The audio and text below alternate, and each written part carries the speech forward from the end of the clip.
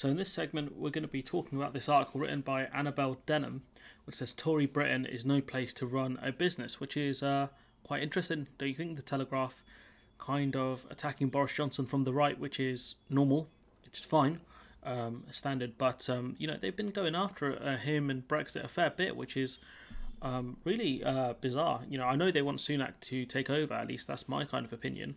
But it's just the party supposedly of small business and small to medium enterprise, and obviously, well, all business, is being attacked for not being pro-business enough. So let's dig into the article. It's past time the Tories reclaimed their self-appointed title as the party of business. Their website may proudly declare they want Britain to be the best country in the world to start and grow a company. It really isn't. But their actions indicate a shift away from the conditions that allow businesses to thrive, from low taxes to low taxes from conservatism. I mean, again, low taxes not necessarily the end all and be all of a business to survive. Generally, depending on your kind of business, you'd want an educated workforce, and you can only educate people through taxation and through the school system. Let's not forget here, Boris Johnson famously said, F business. So, he's never been the politician to favour business. So, again, that's a bit of a strange point for her to make, and she forgot to mention the F business part. I wonder why. So, policy making on the hoof, madcap rules and stringent controls have made it near impossible for businesses to plan ahead during the pandemic. Well, this is the guy you wanted, right? A populist. This is the guy the Telegraph, I think, backed. Policy making on the hoof, because this guy, he doesn't plan anything. He doesn't read. He's not, the most educated. He might say, but he's an Oxford graduate. Fine, but he doesn't take time to read or do the research. That's his main problem. And when it comes to a crisis, these are the worst people to have in charge. So, thousands have gone to the wall. The poorly targeted, costly schemes kept some unviable firms afloat. So talking about the furlough scheme was good. I mean, it stopped the economy from imploding. So again, we're against government intervention. Well, if the government hadn't intervened, there'd be a much bigger crisis. Poorly targeted, maybe. I mean, in fairness to Sunak, it wasn't the best scheme, but he did have to come up with it on the fly. So I'm not going to attack the furlough scheme too much, but I think businesses should have been given grants rather than loans, thereby preventing resources from being diverted towards more productive uses. Like what? What was more productive? What could you have done that would be more productive? If we didn't do the furlough, we would have had mass unemployment last year and a huge economic crisis and a massive problem with homelessness in the country. We already have a huge problem with homelessness, but you're talking about a much bigger problem with homelessness, especially given that Conservative governments have cut council funding. You would have seen a massive crisis. A massive crisis if they didn't do some of the things they did last year. Not saying things were perfect last year or even great, maybe passable. But yeah, these people in the Telegraph who are against business and against government and all this stuff are absolute clowns sometimes. In isolation, this is troubling enough, but it's been combined with ongoing uncertainty over our post-Brexit regulatory landscape and a manifesto-busting tax raid. I'm against the tax raid, against the national insurance increases.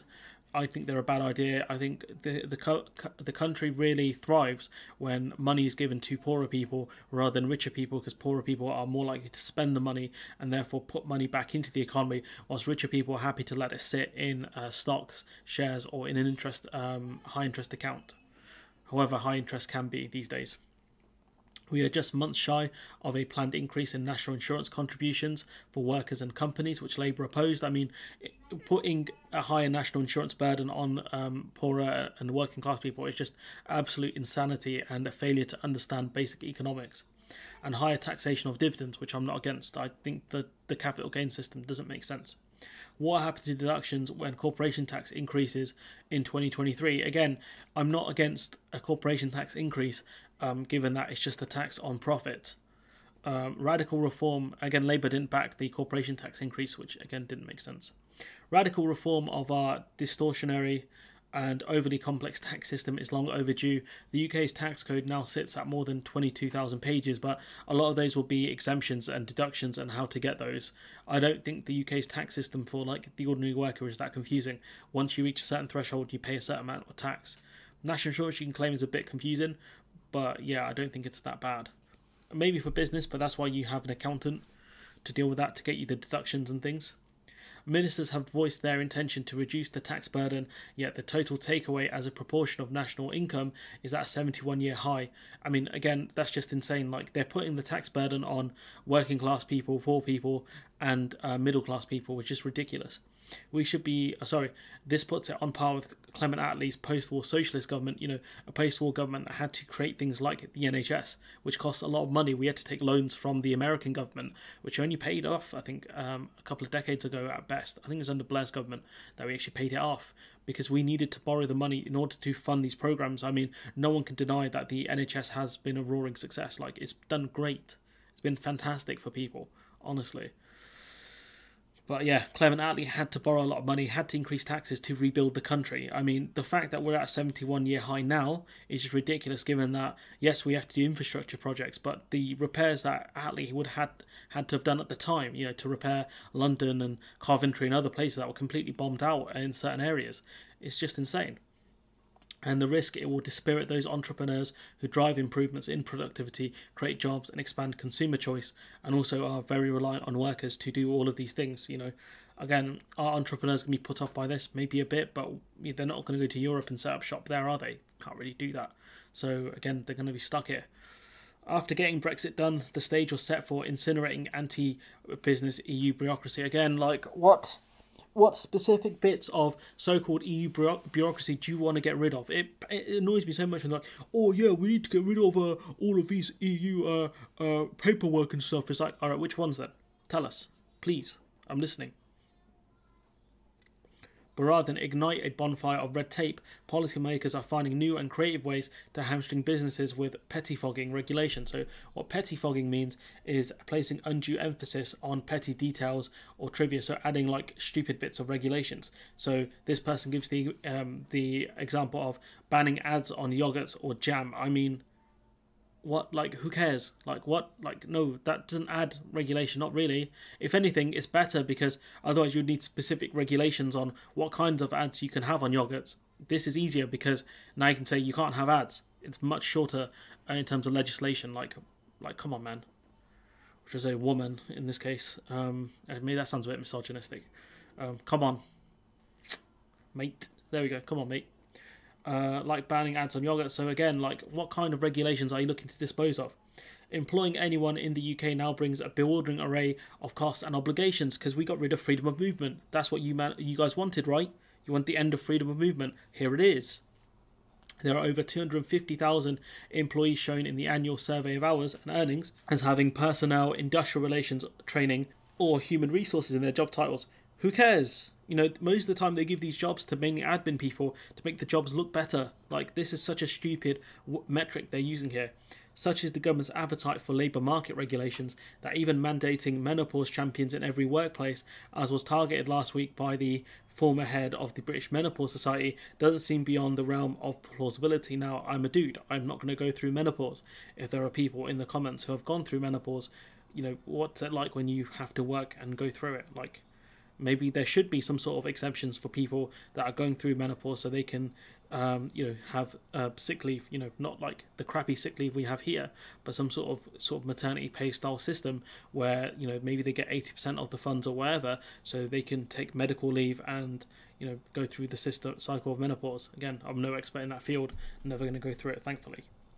But is our approach to decarbonisation that represents the most costly and damaging element of post-Brexit plan regulation? So question for Telegraph writer, right?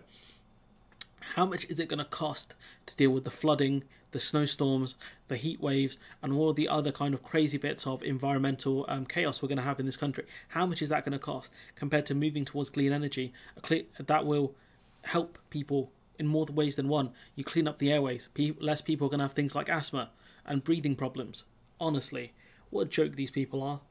Arbitrary targets achieved via state restrictions will crush market innovation. No, in fact, they'll do the opposite, because now these companies have to innovate to find more green methods of creating energy. It's going to create innovation. That's what things like electric cars have done. They realise relying on fossil fuels is unsustainable, so they move towards electric cars. That's innovation. Instead of sticking with petrol cars, they create electric engines and hybrid engines. Like, it's going to create innovation, not stifle it. Come on.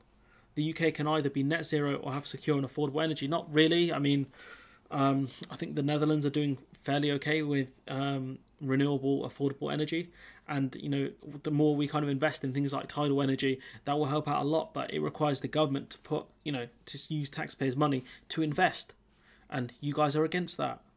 With the available technology, it cannot have both. We're not saying we need to have both right now. This second, it's either green energy or unaffordable energy. We want to move towards green energy. That's the goal.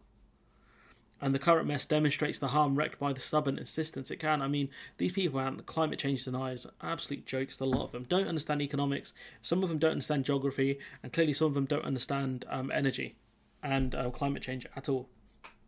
In emergency, war, famine, epidemics, we're in a pandemic right now.